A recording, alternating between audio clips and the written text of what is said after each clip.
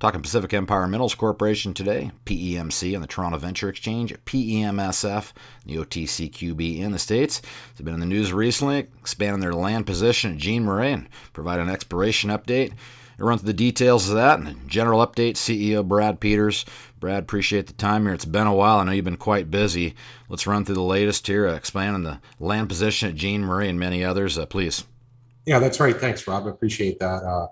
No, it has been a busy few months for us. I guess really I can go back to the fall there when we brought on Workwest Consultants. And then more recently in the spring of this year, we brought in our new Vice President Exploration, Thomas Hawkins.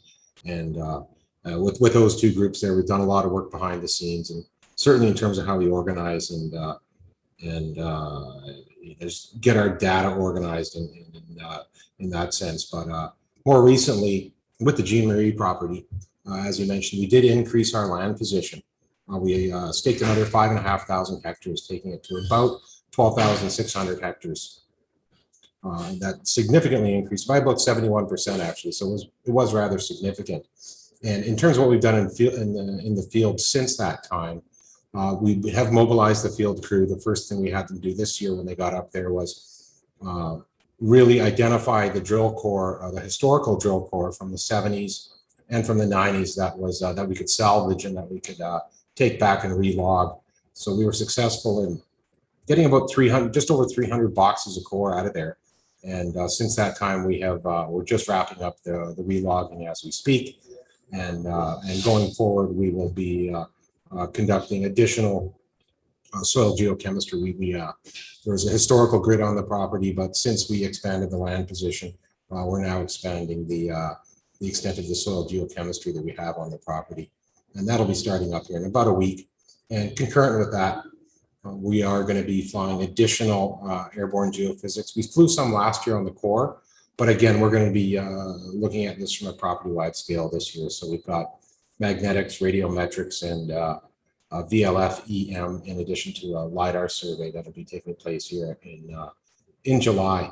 And in addition, what we've done this year, because British Columbia is one of those jurisdictions where we do have some cover. That's where our RC drills come in handy previously.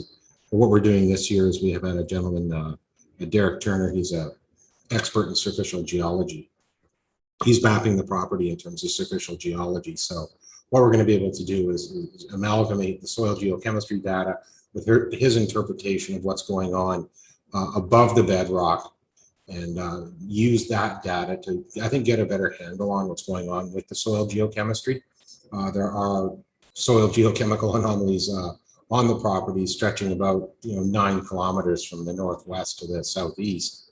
But how we interpret that, like, do we want to go drill the center of it? That's kind of been done. But I think what our work so far this year has shown us is that the geochemistry we're seeing there is probably a plume and probably a result of dispersion by the glaciers. And I think we've got a pretty good handle on that now. So what we're going to be doing here in the next month or two is just consolidating all the data. We've already started putting it into the database and into 3D.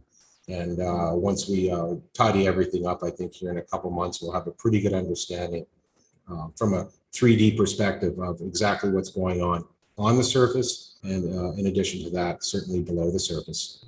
We'll certainly keep our eye out for more details on that as you develop the news. Let's move over to the copper side of things. You have a plethora of copper properties.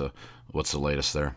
Well, as you know, we've been pursuing copper properties for probably 8 years now.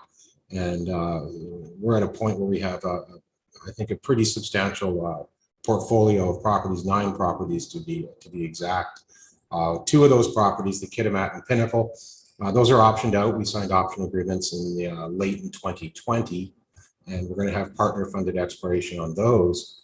In addition to that, our World Stock property and our Copper King property, we're going to be doing modest exploration programs on those properties this year, just to, again, tighten up drill targets and to gather the data that we need to make a decision on those projects moving forward.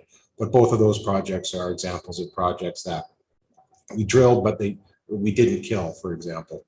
There's no doubt over the last number of years with the RC drill, and that's just the nature of the business. You're gonna kill a lot of projects, but certainly the Copper King and the World Stock were projects that we felt that that survived the drill, and we're going to advance those projects in a modest fashion this year as well.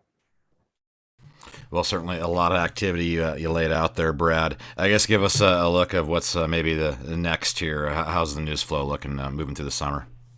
The news flow coming, I think, coming down the pipeline for us this year will probably be in a couple months. We'll be able to present a comprehensive 3D model, a geologic model at Jean Marie. That's really the focus for us this year, and following that, we'll be communicating what we have in terms of drill targets on the property as well.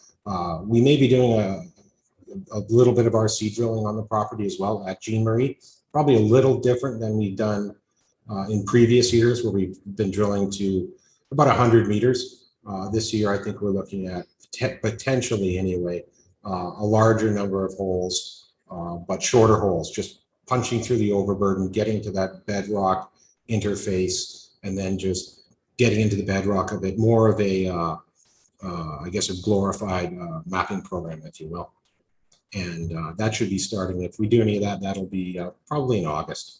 Okay, we'll appreciate the update, and we'll certainly keep our eye on the wire and check back in when there's more news to report. That's Brad Peters. He's the CEO, Pacific Empire Minerals Corp, PEMC, Toronto Venture Exchange, PEMSF, and the OTCQB in the States. Again, Brad, appreciate you taking the time, and we'll check back in when you have some more news to report. Outstanding. Thanks, Rob.